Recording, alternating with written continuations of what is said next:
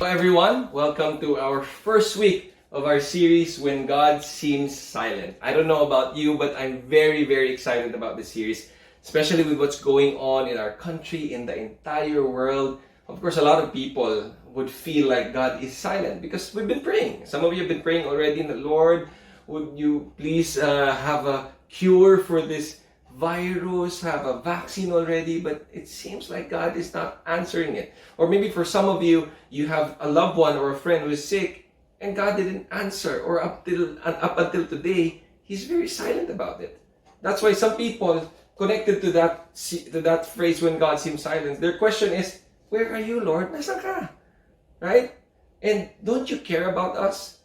I've heard of some people chat us online and they ask that question, di ba mahal tayo ni Lord? Then why is God allowing these things to happen? And that's why we are in this series. Hopefully as we go through this series, we will have a better understanding of why God is allowing certain things to happen. I'm not saying we're going to answer why He really allowed COVID-19 to happen. I don't know the reason. I mean, maybe in the future when we're with God already, we can ask Him why He allowed it to happen. But hopefully as we go through this series, we will have a better understanding, especially of His character. Because when we experience that phrase, when God seems silent, when we question, where is the Lord? Don't you care about us? There's one characteristic that will help us answer these questions. And what's that characteristic? The characteristic is this: God is sovereign. This is the characteristic of God that we are going to focus in this series. Because the more we understand God's sovereignty, the more we will be able to see that He is moving, even though we don't see it, and even though we don't hear Him. That He is doing something, even if we don't understand what He is doing. Because He is sovereign. When you Google that word sovereign, when someone is sovereign, it means He is all-powerful. It means He is supreme. It means He is in control. He has the authority. That's why for our series, this is our definition of when you say God is sovereign. It means God is the ruler. He's God. He's the king. He is in control. And we like that statement because if there are situations that is outside our control, we like going to God when He is in control, when He knows what's going on, right? It gives us peace. It gives us comfort. And not just that, He is supreme. He's the ruler. He's the one in charge. He's all powerful. And look at this. He has the ultimate power to do what He wants to do. And this is quite challenging. Why is this quite challenging? But before that, look at what John Piper said. God's sovereignty is His right and power to do all that He decides to do. We have to understand He is God. You know, some people would say, bakit ganon? Sometimes He allows things to happen. Like people who are evil. How come God allows that to happen? How come God allows them to do something that's bad? Diba He doesn't want that? We have to understand that God has a permissive will. What do I mean by permissive will? He permits it. Gusto mo yan? Sige, gawin mo yan. That's not my will for you. I don't want you to kill. I don't want you to do that. I don't want you to hurt other people. I don't want you to disobey your parents. But if you, and this is what I want you to do, and He's going to teach us, He's going to guide us. But if we still force it, we're not robots. He's not going to force it to us. That's what you call the permissive will of God. But He also has a sovereign will. When I say sovereign will, whether we like it or not, it's going to happen. For example, COVID-19. He has this in plan already. Ever since the beginning of time, He knows it's going to happen. And not just that. Some people who get sick, some people who dies, He knows that ever since the beginning already. He is sovereign. He is in control. He is supreme. And what we don't like about that statement that He has the ultimate power to do what He wants to do.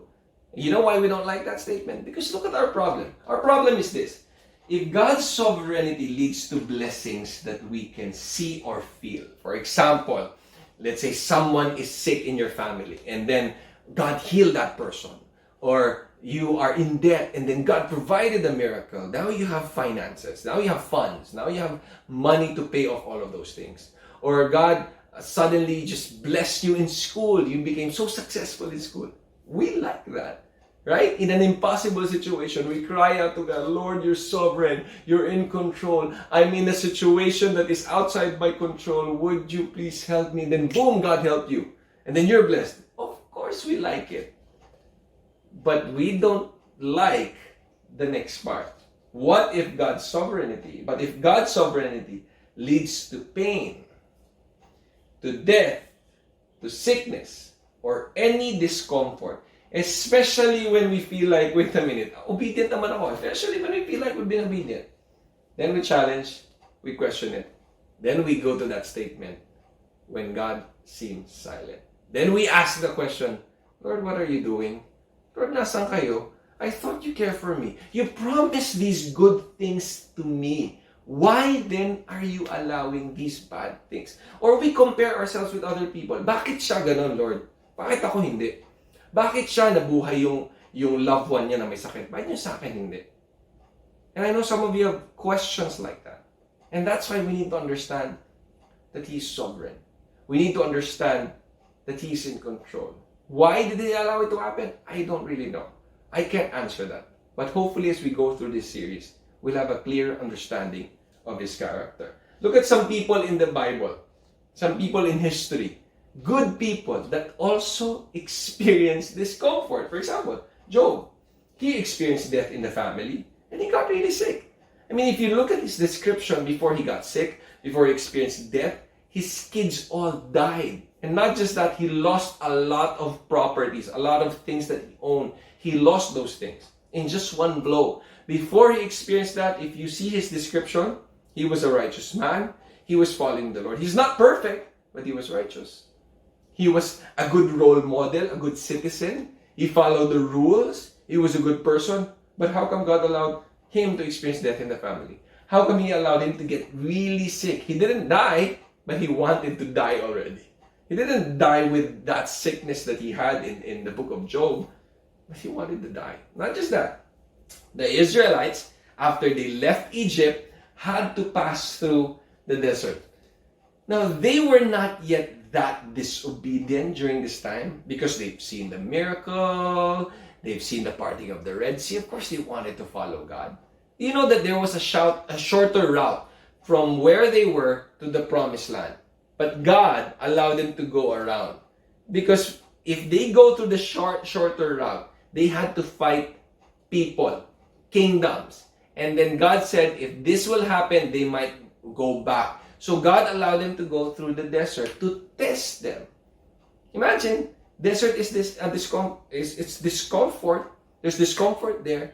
We don't like it. It's hot. Food problem, water problem. They stay there for a couple of years before they've seen they sent 12 spies to the promised land. Before that, they stayed there 2 years. Imagine what they're feeling. Lord, what are you doing? That's why they were rebelling during that time. I mean, before that, they were good people somehow. But God allowed them to experience that. Not just that, Ezekiel, the prophet, if you read the book of Ezekiel, there was a part there, a part of his life, where God said, you know, Ezekiel, the next day, your wife will die. But here's what I want you to do. You're not going to mourn. The people, when someone died and they mourn for their dead, you will not do that kind of mourning. Instead, when your wife dies, you will just live a normal life. You're not going to mourn. You will be assigned to the Israelites. You know po ako si Ezekiel, ang question ko kay Lord, Lord, you're going to allow my loved one to die, so I'll be assigned to the people? Because that's what's going to happen to the Israelites when they are taken captive by another empire. They won't have any more time to mourn. They won't have any more time to do the usual mourning. They're just going to be slaves. And not slaves, but they will be exiled to another place. But here, you're going to use my loved one as an example? Why is that? And not just that. Look at the next part. Christians experienced famine during the time of Paul. Paul was sharing the gospel. There were churches around. There were people following the Lord. They all experienced famine. I mean, during our time right now, whether you're a committed follower of Jesus or not, everybody is experiencing the effects of COVID-19. Nobody's exempted, right? Everybody's experiencing that. Not necessarily getting sick, but the effects of that. And look at this, a man born blind. You know this story? When Jesus and the disciples saw this man who was born blind, and the disciples asked Jesus, who sinned? That man or his parents? And then Jesus said, neither. It's for God's glory. Wait a minute, God's glory? That man was born blind. Imagine the pressure, the discomfort that he was experiencing for years. He was a Jewish person. He was praying to God.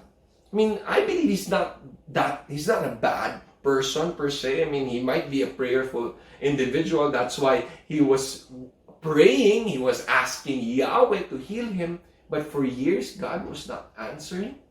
Why is that? For God's glory? And look at this. Paul was persecuted. He was a good person, but he was persecuted. Peter was crucified upside down. Why would he experience these things? These people were following the Lord. I mean, these were good people, but they experienced these things. Even David wrote something in Psalm 23 verse 4. He said, even though I walk through the darkest valley. You know what he's saying? Whether you're a solid follower of God, whatever your situation is, or your spiritual health, everybody will walk through a dark valley. And it is uncertain. It is uncomfortable. There will be questions. We feel like nobody's there or God doesn't care. But what did David say? I will fear no evil. Why? For God, you are with me. Your rod and your staff, they comfort me. You see that? Even though you are in an uncertain situation, David was assured that God was with him. It was about the Lord being his shepherd. That's Psalm 23. We know that passage.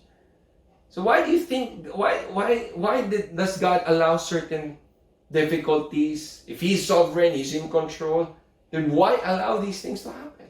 Well, how come there are times that it seems like he's silent? He's not answering my prayer.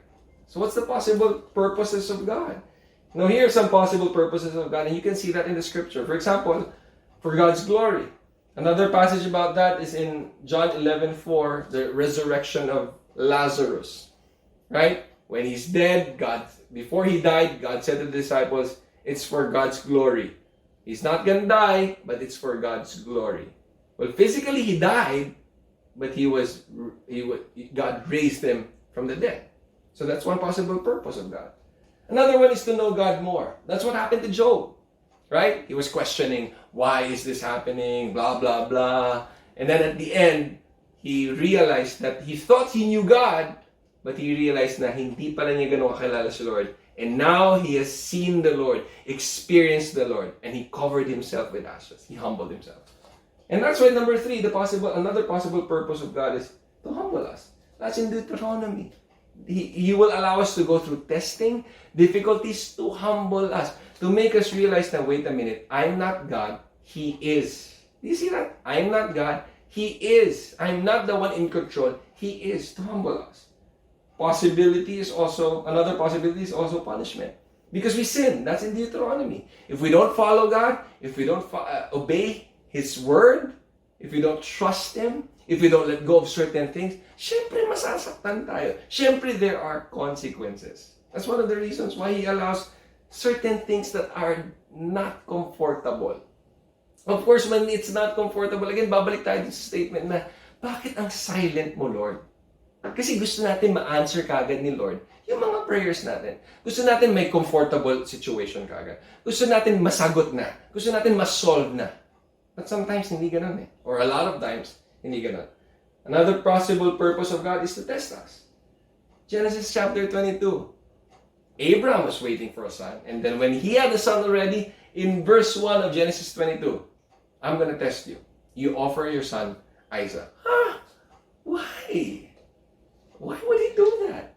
Another one, look at this. For growth, of course, to test us and for us to grow even more in our character, to grow even more for our love for Him, so that we will be mature. That's in the book of James. James said that testing produces perseverance, so that we mature, we grow, we become more like Christ. And not just that. Number 7, to reveal how imperfect the world is. I believe one of the reasons why God, for example, in COVID-19, one of the reasons why God allowed it, this is just my personal standard, a personal opinion, okay? I believe one of the reasons why He allowed it to happen is for us to see na temporary to. Itong world temporary. To help us see that imperfect ang world natin. This is not the best place for all people. That's why in 2 Corinthians, he's saying how we decay. Human, we decay. We're not forever. But then, in the next verses, that's why number 8, to make us long for a perfect place which only God can give. It makes us long now. All of these things are temporary. But there is something that God is offering that is eternal. I believe scripturally, these are the possible purposes of God. Now, why does He allow certain difficulties in your life? I don't know. Why is it sometimes that He's not answering? I don't know. Maybe it's one of these things. But that's why, look at Romans chapter 8, verse 28. Beside that, let's read this together. And we know that in all things, God works for the good. All of these possible reasons is for our good. For God's glory is for our good. To know God more, of course, is for our good. To humble us is for our good. Wait a minute. Punishment is for our good. Discipline. When God disciplines us, it's because He loves us. Just like when I discipline my son or my children. When they do something bad and I don't want them to repeat that again, I discipline them. So that's why God allows punishment. To test us. Why is testing good for us? To see our heart. To see what's the problem in our heart. So that we can grow. To reveal how imperfect the world is. So that we don't hold on to this world. But we hold on to the perfect place which only God can give. That's why in all things, God works for the good. But here's the condition. Of those who love Him, and then what? Who have been called according to His purpose. So if we are part of His family, if you're a child of God, if you have a personal relationship with Jesus Christ, then we can trust that in all things, God works for the good. That's why our message for our first topic in this series is this. God is sovereign. Trust Him. Can you say that with me? 1, 2, 3, go. God is sovereign. Trust Him. Wait a minute, Kuya Marty. Napaka-basic naman ng trust. Of course, we need to trust Him. What do you mean by we say, trust Him? Ito ba yung blind trust na, bahala na, sige na. No, I'm not saying it's not that kind of trust. It's a trust that involves surrender. It's a surrendered kind of trust. That's what it means when you say, trust Him. It means that, okay, Lord, Ikaw nakakaalam nito. So I trust You. For example, you're desperate already for a solution for your problem, let's say sa school. You go to someone na talagang matalino who can help you. Right? Because you trust that person. You know na napaperfect niya yung mga quiz. Lalapit ka sa kanya. That's the kind of trust that we need to have with God. Especially with our entire life. With our eternity. With everything that's happening in our life. We go to God and say, Lord, hindi ko maintindihan nangyari sa love life ko. Bakit single pa rin ako? Maybe some of you, that's what you're thinking. Hanggang ngayon, ang gwapo ko naman, or ang ganda ko naman, I don't understand, Lord. But Lord, surrender. I trust You. That's what it means. Or for example, someone is sick in your family and you're asking, Lord, I don't understand. I want this person to be healed. And I believe You can heal. I don't know what you're doing. But I trust You. Yung desperate kind of trust, surrendered kind of trust. Hindi yung, bahala ka na, ikaw na bahala, Lord. Ikaw naman yung God eh. Kasi yung ganong klaseng statement, tampo statement yun eh. Statement na walang believe kay Lord. Naniniwala ka, pero hindi ka believe kay Lord. Nakikita mo yung difference? This statement is saying, Lord, wala akong magagawa eh. But I know may magagawa ka. And whatever you do, you're sovereign, you're in control.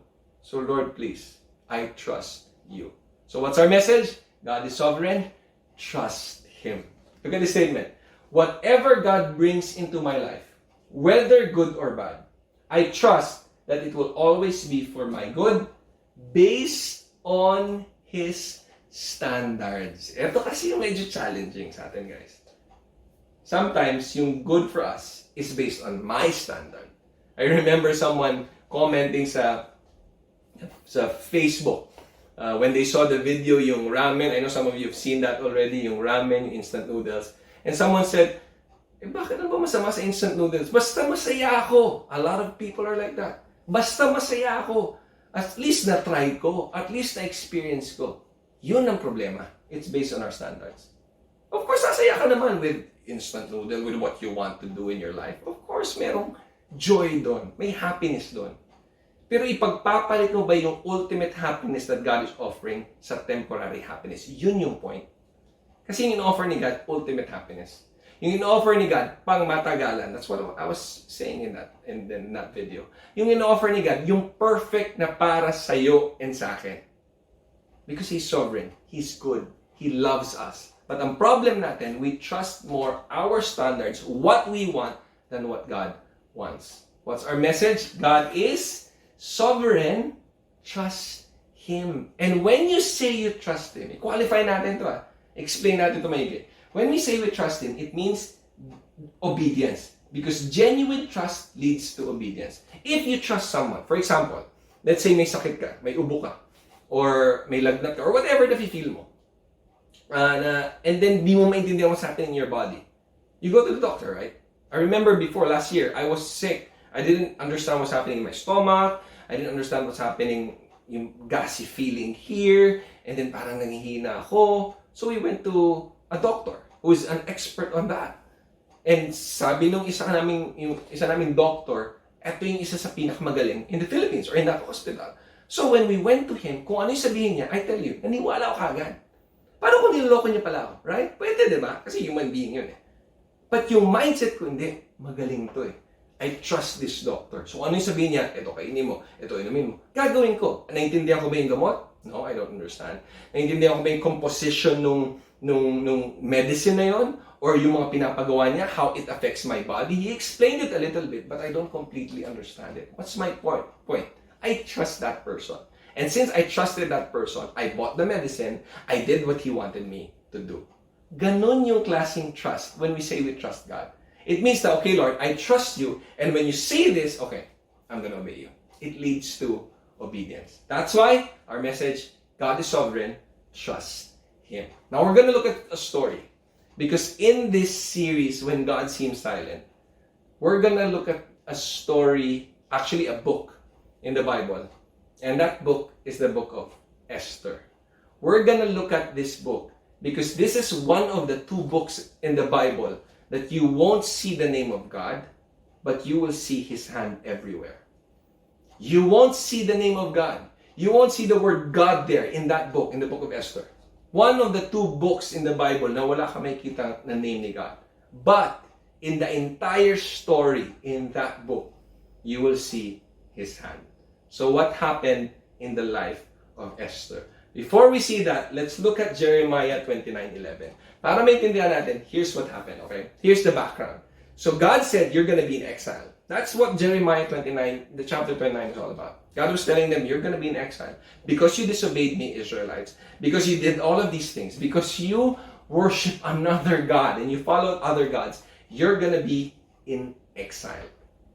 But, after the end of that 70 years na exile ka, some of you will come back. You're going to go back to Jerusalem. You're going to start building the temple. You're going to start building your own land again. But here's the thing. I know the plans I have for you. That's the context of this passage, declares the Lord. Plans to prosper you and not to harm you. Plans to give you hope and a future. Jeremiah said this to the Israelites to prepare them. Yes, you're going to be in exile, but please understand this. God's plan is to prosper us, not to harm us, to plans to give us hope and a future. After ng 70 years, some of them came back to Jerusalem. They started building the temple again. They started building the walls. They started doing, living in their own land. Some of them, but not all. A lot are still scattered around. And some people, just like Esther and yung uncle niya, later you will see the name of her uncle, was in a different place. So some of them, maybe their question is, Lord, where are you? Sabi mo, di ba, your plans is to prosper us. Sabi mo, your plans is not to harm us. But we're still here, exiled, under the Persian Empire. So they were exiled first with the Babylonian Empire. And then na-conquer yung Babylonian Empire ng Persian Empire. So two empires during the time of their stay, they controlled sila with ng ibang government. So you have to understand, yung question nila, Lord, powerful kami before. David yung king namin. Solomon, and yes, we did certain things that are bad, that are evil. Pero sabi mo the plans are to prosper us. Sabi mo, we stay here, we live our lives here in this different land. And now what, Lord? What are you doing? Imagine, maybe they felt that also. Maybe they felt that, you seem silent, God. But what's our message? God is sovereign. Trust Him. So let's look at what happened to the story. In Esther chapter 1 verse 1, this is what happened during the time of Xerxes. Familiar, right? The Xerxes who ruled over 127 provinces stretching from India to Kush. Let me show you gaano kalaki yan. Yan ang empire ng Persian, ni Xerxes, Persian Empire during his time. From India, this part, itong green na to Kush, sa may Egypt part. Ganon kalaki ang sakop niya. That's a big empire. And then look at this. In the 3rd year of his reign, he gave a banquet for all his nobles and officials, the military leaders of Persia and Media, the princes and the nobles and the provinces were present. Just to showcase how powerful he is. So he called these people. For a full of 180 days, he displayed the vast wealth of his kingdom and the splendor and the glory of his majesty. Imagine 180 days yung party nila. Ganun sila kayaman. Ganun sila ka big time. Right? Of course, he's the emperor. He's the ruler. So he just wants to highlight how powerful he is. When these days were over, imagine and here's the thing, before I continue reading. These people were not followers of Yahweh. They don't care about God, the God of the Israelites. No, they don't care. That's why the Israelites were having a hard time. They want to worship God. And yes, they were allowed, they have religious freedom. But somehow, they were not that in control. They're still under an authority. And of course, some of them were questioning, Lord, where's your good plan? Now there's this ruler named Xerxes. What if he's going to persecute us? What if he's going to kill us? You know, those questions in their mind, they could have feared for that. But let's look at what happened to the story. When these days were over, the king gave a banquet lasting 7 days in the enclosed garden of the king's palace for all the people, from the least to the greatest, who were in the citadel of Susa, or where the palace was. And then his wife, Xerxes' wife, the name is Queen Vashti, also gave a banquet for the women in the royal palace of King Xerxes. So, dalawang party, right? And then during that party, on the 7th day, when King Xerxes was in high spirits, lasing na from wine, he commanded the 7 eunuchs who served him, Mehuman, Bista, Harbona, Bigta, Abagta, Setar, and Carcas. So what did he say to them? Bring before him Queen Vashti, kasi maganda si Queen Vashti, wearing her royal crown, in order to display her beauty to the palace and nobles, for she was lovely to look at. Ganun siya kaganda, that he would show her to people, look at who my wife is, the queen. Isn't she the most beautiful woman in the world? Para maingit yung mga tao, or maybe para just to highlight how successful he was. And then look at what the queen said. But when the attendants delivered the king's command, Queen Vashti refused to come. Siguro nagsawa na si Queen Vashti. Ayan na naman. Papakita na naman niya ako. Pagod na ako dyan. So what did Queen Vashti say? No, I refuse to come. Then the king became furious and burned with anger. I mean, you have to understand. They're not followers of God. They don't know Yahweh. They don't know the commandments of the Lord. They're just proud. For them, money is God. For them, beauty is God. So imagine the effect of that in the entire kingdom for the Jewish people. Imagine that. Imagine the principles. So imagine those people, what are they thinking about? Lord, bakit ganyan yung leaders namin? Why are they like that? They're not following you. Could you just get rid of them? Maybe they were praying that and God was not answering. Well, let's look at what happened to the story. Since it was customary for the king to consult experts, because when he heard that Queen Vashti said no. Siyempre, na-hurt siya. Galit siya. And then he asked the experts in matters of law and justice. He spoke with the wise men who understood the times. And he asked them, according to the law, what must be done to Queen Vashti? He asked, she has not obeyed the command of King Xerxes that the eunuchs have taken to her. So the wise man spoke. Then Memucan replied in the presence of the king and the nobles, Queen Vashti has done wrong, not only against the king, but also against all the nobles and the peoples of all the provinces of King Xerxes. Meaning to say, she's gonna show a different kind of model to the people na pwede palang mag-disobey dun sa king. Or, if you are a woman, you can disrespect your husband. That's what's happening here. So, what happened after that? The queen's conduct will become known to all the women. And so they will despise their husbands and say, King Xerxes commanded Queen Vashti to be brought before him, but she would not come. So imagine the effect into the entire kingdom. So what happened after that? Therefore, if it pleases the king, let him issue a royal decree and let it be written in the laws of Persia and Media, which cannot be repelled, that Vashti, his wife, is never again to enter the presence of King Xerxes. Also, let the king give her royal position to someone else who is better than she. These people don't know God. These people don't follow the Lord. But something was happening. What's our message? God is sovereign. Trust Him. The Israelites didn't know that this was happening. During this time, of course, they didn't know. But look at what happened to the story. In chapter 2, the king's personal attendants proposed, wait a minute, since you don't have a queen anymore, of course he has a lot of concubines, marami siyang mga girls. Again, they don't follow God, okay? That's their story in this part. So sabi ng isang servant, let a search be made. What kind of search? For beautiful young virgins for the king. The first Miss Universe. Maybe not the first Miss Universe, right? But it was a beauty pageant. It was a Miss Universe for the Persian Empire. All the beautiful women. Yan. Right? Gather them together and the king will choose. So let the king appoint commissioners in every province of his realm to bring all these beautiful young women into the harem at the citadel of Susa. Let them be placed under the care of Hegai, the king's eunuch, who is in charge of the women, and let beauty treatments be given to them. Now, for the single ladies here, do you want something like that? Beauty treatments to be given to you? And for some of you, you're thinking, ayoko magpakasal sa isang king who doesn't know God. Well, that's good, but let's look at what happened to the story. Let the young woman who pleases the king be queen instead of Vashti. And this advice, of course, appealed to the king, and he followed it. Like, let's do it. Let's search for that beautiful woman. Let's have this Miss Universe beauty pageant.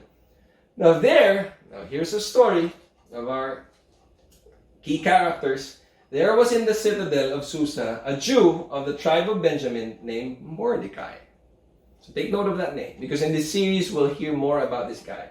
Son of Jair, the son of Shimei, the son of Kish, who had been carried into exile. So look at his story. He was carried into exile. Imagine the discomfort. Imagine his questions. Lord, Yahweh, God, why are you allowing this to happen? Of course, maybe he heard what Jeremiah said, what Isaiah said, that they were disobedient. And maybe when he was exiled, he started following the Lord. Maybe, right? From Jerusalem by Nebuchadnezzar, king of Babylon, among those taken captive with Jehoiakim, king of Judah.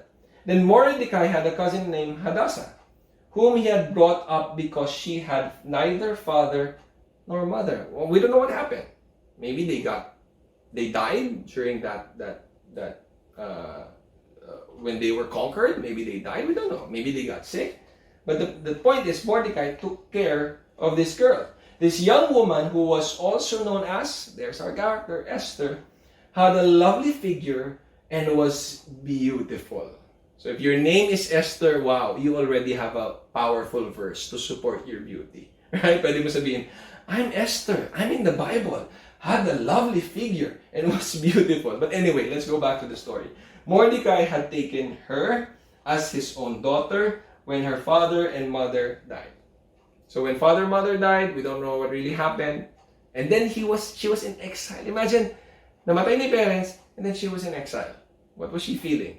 Buti lang maganda siya, right? Sana all. But anyway, verse 8, when the king's order and edict had been proclaimed, many young women were brought to the citadel of Susa and put under the care of Hegai. Esther, since maganda siya, lovely figure and beautiful, was taken to the king's palace and entrusted to Hegai, who was in charge of the harem. And then look at what happened. Look at what happened here. She pleased him. See, Hegai, she was pleasing basically. And what she did pleased Hegai and won his favor. Imagine, naging favorite siya ng eunuch. Immediately, he provided her, look at this, for the girls, you love this, her with beauty treatments, special food, because nakuha niya yung favor. He assigned to her 7 female attendants. Imagine that. May beauty treatment ka. You have 7 female attendants selected from the king's palace dahil naging favorite. Again, we don't see God's name here, but God's hand was everywhere. And moved her and her attendants into the best place in the harem. Now, we don't know what Esther was doing, how he got the favor of Hegai. But somehow, what she was doing got the favor of Hegai. And it just shows that God was moving, even though the Jewish people who were not here didn't see that he was moving.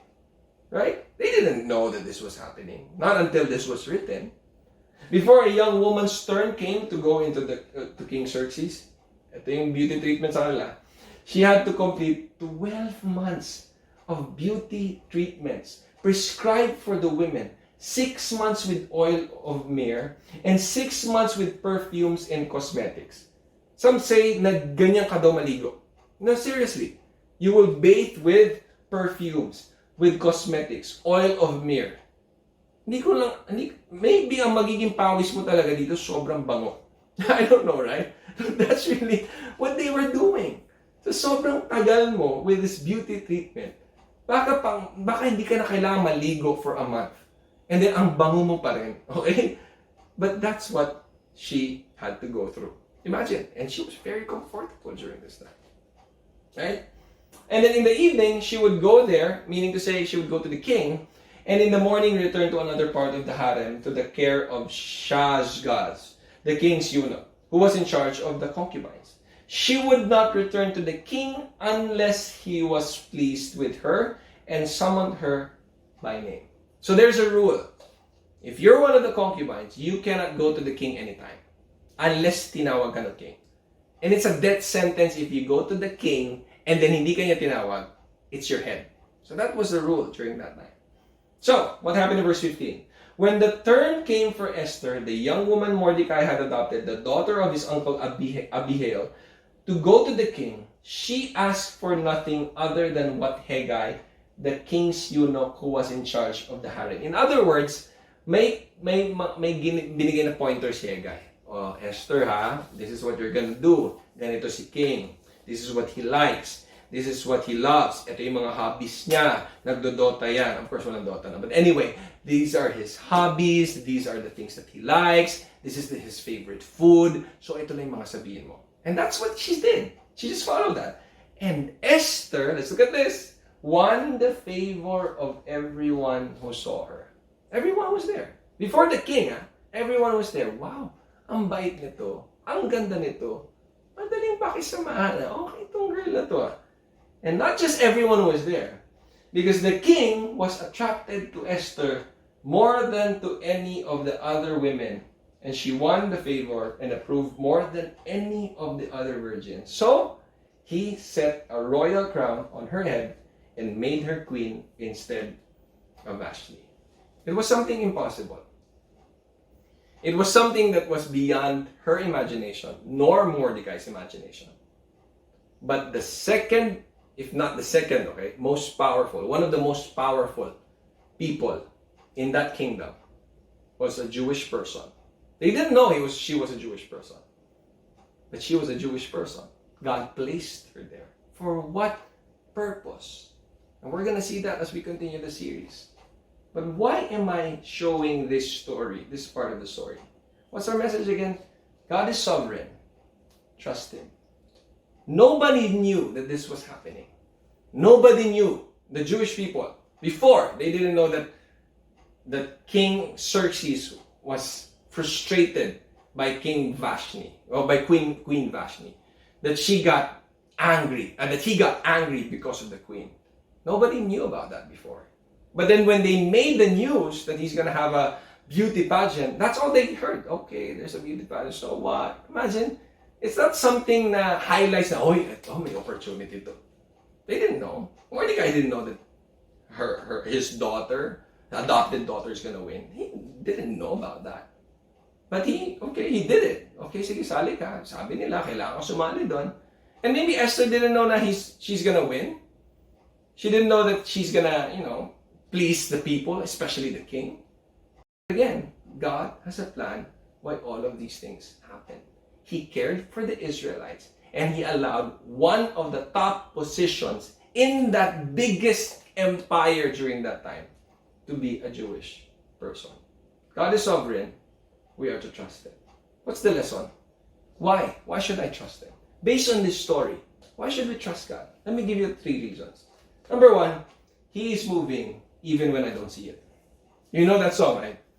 Even when, Waymaker. You know that song, right? The Waymaker, miracle worker. Even if I don't see it, you're working. Even if I don't feel it, you're working. You're moving. And in that story, we don't see God's name. These people don't know God, but he is moving even when the Israelites didn't see God. Right? He's moving. In this COVID-19, we don't know what he's doing, but he's moving. He's moving in the hearts of people. He's moving in the hearts of the government. He's moving in the hearts of different individuals. He is moving even when we don't see it. And not just that. Why should we trust him? Because he makes the impossible possible. It was an impossible situation. It was beyond her control, but God allowed her to win. And not just that, he turns challenging situations into blessings. It was a challenging situation for Mordecai. It was a challenging situation for the Jewish people who was not in their land. They didn't go back. They were still scattered. It was challenging. They want to go back. Some of them want to go back. It was very challenging. But he turned it into blessings. And as we go on with this story, you'll see that happening more and more. That in this book, the book of Esther, you won't see the name of God, but his hand is everywhere. That's why we should trust him. Because he is moving even when I don't see it. He makes the impossible possible. He turns challenging situations into blessings. Before we close, I've asked one of our youth coordinators, satellite youth coordinator, to share his testimony of how God moved mightily in his life, and not just him, but his wife, even though during a time that was very uncertain. So why don't we listen to the testimony of Archie and Chloe? Enjoy this testimony. Archie and I got engaged May 26, 2019. Even before this day, we had a dream wedding in our minds to get married in Baguio City. We continued to pray for wisdom and favor from the Lord until the time we went up to Baguio in July 2019. We continued to prepare ourselves for the next chapter of our lives through premarital counseling classes, learning about God's design and the fundamentals of marriage. Our agenda for going to Baguio was to check the feasibility of having our wedding there. We scouted for venues and suppliers with hopeful hearts to make our dream wedding come true. By God's grace, we were able to book our wedding in Bell Amphitheater on March 23, 2020. That was the exact venue where I stood up a couple of years back and said, "This is where I'm gonna get married." The dream venue was ticked off our list. The next step was to book my dream Baguio-based wedding photographer and to find good food. We were grateful for how everything fell into place with the help of our friends and suppliers. Since we were able to book the suppliers in Baguio, we became lax until the new year came. We got caught up with our work and was behind our wedding planning. Despite that, we continued to pray and surrender our big day to the Lord. It is also in the new year when we decided as a couple to have our focus on the Lord's presence in our lives. That became the one thing that we asked for in our wedding day, more than anything. We knew that there would be some setbacks along the way, but we sought His presence to be with us on that day more than anything else. Time was ticking and we had a couple of weeks left. We took time to sit down with our beloved sponsors because we intentionally want to have a lifelong partnership with each couple whom we prayerfully considered. Every conversation was filled with learnings from their personal marriage journeys that have passed through different seasons of life. Fast forward to March 10. I talked to Chloe about the possibility of having a lockdown because of the uprising COVID-19. This would definitely affect our dream wedding in Baguio and all the hard work that we've made for the past months. She had a hard time accepting the possibility, but I'm grateful for the courage the Lord gave me to speak to her about this. We continued to seek the Lord through prayers, ask for nothing but His will be done. I was driving to work the next day and it just hit me. The Baguio wedding will not be happening. I was crying while speaking to my discipler because it was heartbreaking, but I undeniably felt God's peace after the acceptance. Still, we continued to pray and sought counsel from our parents and from our sponsors. Though we were asked to play it by ear, we knew every passing day was crucial. We had to decide by Friday whether or not we'll push through with the wedding in Baguio. We started contacting our suppliers there and shared our dilemma with them. Thank God for their kind hearts that were willing to support us in whatever decision we made. On the afternoon of March 12, we visited one of our godparents and it was the first thing that we opened up to them. That was when we found out that the lockdown announcement was coming and that we should not push through with our original plan. It was the final verdict and God's new direction for us. We don't know why God is allowing these things to happen because of all the efforts, but we held on to our prayer of having His presence on our day and that His will be done. Right after our conversation, we started contacting new suppliers. We had to figure out everything from nothing. We didn't have the time to process what was happening anymore. But we knew that we had to do the legwork if we want to have our wedding on March 23. I didn't want to reschedule that date anymore because of the papers and requirements. We had phone calls to make, new sets of invitations to send, and had to plan out every detail. The next day, we visited a friend to borrow wedding paraphernalia and wedding dress that was supposed to be my second dress for the wedding day. This turned out to be such a blessing because God provided for us in ways we didn't even know. The next days became crucial hours. As the lockdown was becoming clearer and stricter, we decided to move our wedding from March 23 to March 20 in Antipolo. 1 week left. Meetings lasted past midnight and we continued to rally prayers from our loved ones as we knew it's impossible without the Lord's help and guidance. Support came in different forms, from wedding symbols to materials and even just having their presence with us. The night before the lockdown started, we rushed downtown to buy what we needed. It was also that time when we were asked by our authorities to lessen the number of our guests for everyone's safety. It was a hard decision to make because we wanted everyone to celebrate our day with us, but nonetheless, we obeyed. Changes were happening literally every day, and though my heart was becoming heavy, I had to keep going. When they got home from doing the grocery that night, Chloe and I even had a discussion from fighting to thinking of postponing the wedding. It became physically and emotionally exhausting to do everything in such a short period of time.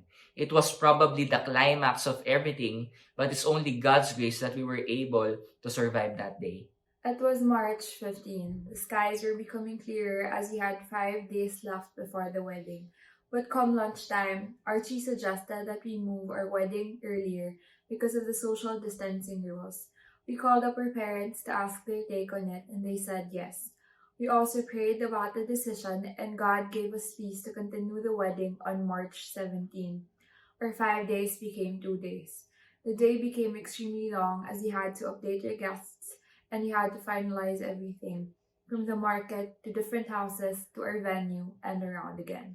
On the last day before our wedding, we thought everything was already set. Chloe and I spent time in our homes the whole day preparing for the big day, tomorrow morning. But the changes aren't over. Final day and final change of venue from CCF Antipolo to the beautiful home of one of our godparents. I had to yield to all the changes that were happening, but I had to keep a joyful spirit still to be beautiful on our big day. With only 2 hours of sleep, I left home and went to the venue. The borrowed gown turned out to be my real wedding gown, and I had bloodshot eyes. But excitement filled my heart to see how the Lord will manifest His presence in our simple wedding. I was excited and forgot all the setbacks and frustrations. The only thing that came up to mind is that everything is in God's hand. For me, this is the dream wedding not on the basis of my preferences, but on the basis of how God planned it to be. As she was coming out of the door, tears came down because of how God orchestrated everything from beginning to end. Seeing Chloe walk down the aisle gave me an unexplainable joy that I know only come from the Lord. The venue styling and the ceremony turned out beautifully. Though we only had less than 40 guests and nothing was in the original plan, we had everything we needed: the most blissful answered prayer, the Lord's presence. It was such an intimate time to celebrate our covenant before the Lord and our family. The days that have passed felt nothing but gratitude and victory. Proverbs 19:21, it says, "Many are the plans in a person's heart, but it is the Lord's purpose that prevails." We had to turn away from our dream wedding to celebrate the best wedding from the Lord, done in His perfect time and His ways. He can turn things around in a matter of weeks, days, or even hours, for He is sovereign over all. More than a month has passed since that day, and we look back with gratitude for we are able to tell the story of His faithfulness and sovereignty. We are beyond grateful for everyone who helped us along the way, and of course, all honor, glory, and praise belongs to the Almighty. Now we are Archie and Chloe Franco, a couple who yields to His sovereignty and servants of Christ together for a lifetime. So what's our message again? God is sovereign. Trust Him. You know, I'm really blessed with the story of Archie and Chloe. Actually, me and my wife, dapat ninong and ninang kami dun sa wedding, but because of the ECQ and we are in Metro Manila, nasa Rizal sila, we couldn't go there. But when I heard the story, when I read the story, actually, I was really blessed because I really saw how God moved in that situation. Of course, it was very challenging, uncomfortable, but they've seen the presence of God in their situation. And that's why do we need to trust Him? Because He's moving even though we don't see it. I mean, in Archie and Chloe's case, of course, I think they didn't know what's going to happen. I believe they didn't know what's going to happen. They don't see what's going to happen in the future. But they trusted the Lord. And He makes the impossible possible. A week of planning before the wedding, 2 weeks, change everything, supplier, food, all of those things, the people that needs to be invited, makes the impossible possible. And He turns challenging situations into blessings. And it was a blessing. Of course, even 2 days before, it doesn't feel like it was a blessing. And they were honest about it. But at the end of it all, they saw God's presence. Because you know what? Look at this statement. God usually shows the beauty in a challenging situation, not by removing the problem, but by showing His presence in the midst of the problem. His presence is all that matters. That's why we trust Him. Because His presence makes it beautiful. That's what happened to Archie, to Chloe. And that's what we see in the story of Esther. We don't see the name of God there, but His hand is moving everywhere. His presence was there. He never left the Israelites, nor has He forsaken the Israelites. That's why, what's our message? God is sovereign. Trust Him. Now, you might be thinking, Kuya Marty, kay Archie and kay Chloe, good yung nangyari. They got married. God blessed them. They were happy. Challenging, pero God turned it around. But what about in my case? Maybe some of you, that's what you're thinking. I've been praying for my family member, and he passed away. Praying for my dad, he passed away. Praying for my child, he passed away. And we have this family financial problem, and now we have this COVID-19. After this, what's gonna happen? Ganun pa rin, we have financial problem. Paano na lang yun? We've been praying and God is not answering. And honestly, I don't know the answer to those questions. I don't know why God allowed it to happen. But here's what I do know. He wants us to trust Him.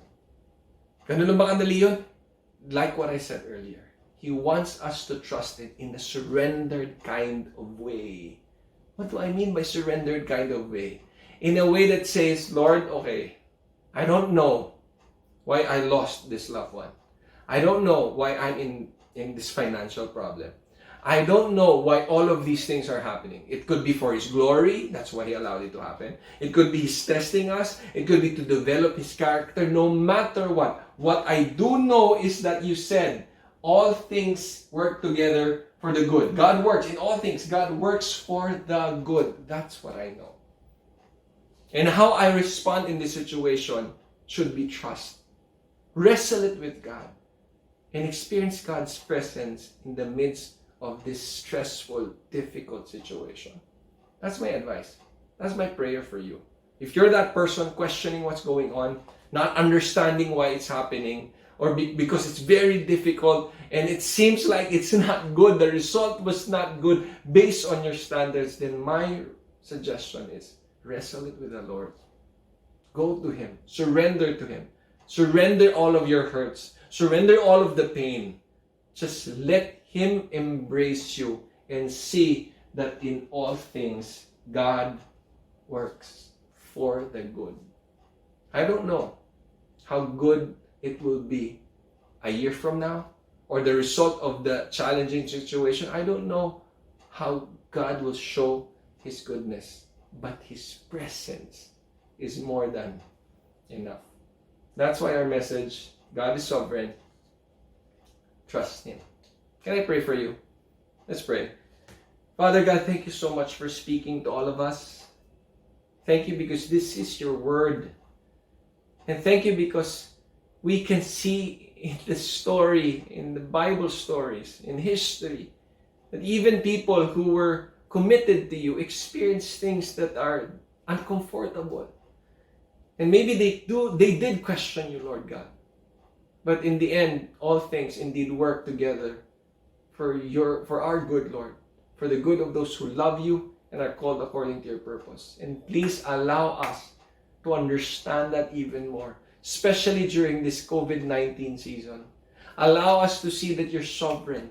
Allow us to understand what that means, that you are in control, that you are all-powerful, that you're supreme, that you love us dearly, that you do things, Lord God. You have a plan, you have a purpose, and your purposes will prevail. So I really pray that we will trust you in a surrendered way, because that's what you want us to do, to respond in trust. And the reason why we should do that, because, Lord God, you move even though we don't see it. And you make the impossible possible. And you can turn around any challenging situation into blessing because of your presence. Lord, thank you for this series. Thank you for the life of Esther, how you worked mightily during that season in the life and the lives of the Israelites. Lord, in our season today, it's very challenging. A lot of people are sick. A lot of people are getting discouraged, depressed, down. They don't understand. Fighting inside the home, maybe for some people. So I pray for your intervention. I pray also for healing for those who are sick. But more than anything else, Lord, I pray that we will all encounter your presence. Thank you, dear God. We love you and we worship you. In Jesus' name we pray. Amen and amen. God bless you guys.